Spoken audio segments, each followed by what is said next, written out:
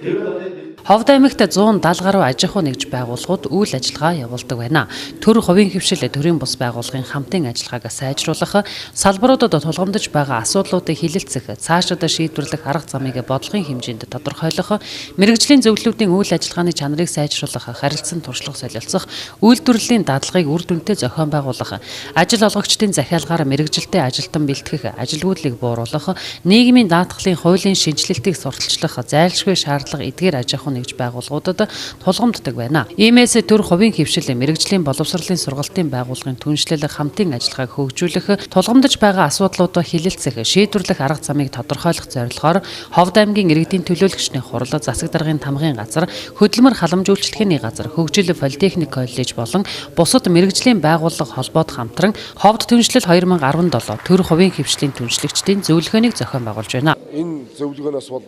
хамгийн гол нь бидний яаж хамтарч ажиллавал энэ ажилдаа орлоготой ховд хүнийг бий болгох юм бэ? Яавал бид нар энэ мэрэгжлийн боловсролын сургалтын байгууллага суралцж байгаа суралцагчдыг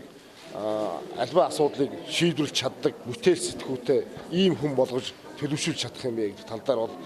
салбар хэлэлцүүлэг хийж нэгдсэн зөвлөмж дүгнэлтээ гаргаж хамтарч ажиллана гэдэгт итгэл дүүрэн байгаа. За мөн бид нар бас энэ арга хэмжээний хүрээнд энэ Ховд аймагт үйл ажиллагаа явуулж байгаа аж ахуй нэгжүүдийнхээ дунд ерөнхийд нь бас спортын арга хэмжээ бас зохион байгуулж явуулахаар төлөвлөж байгаа. Ингээд энэ арга хэмжээний үр дүнд бид нар ажил олгогч нар мэрэгжлийн боловсролын сургалтын байгууллага, төрийн байгууллагуудын хамтын ажиллагааг бас нэгтгэж нэг зөвхөн чиглүүлэх ийм бодлого дээр л хамтарч ингэж ажиллахаар энэ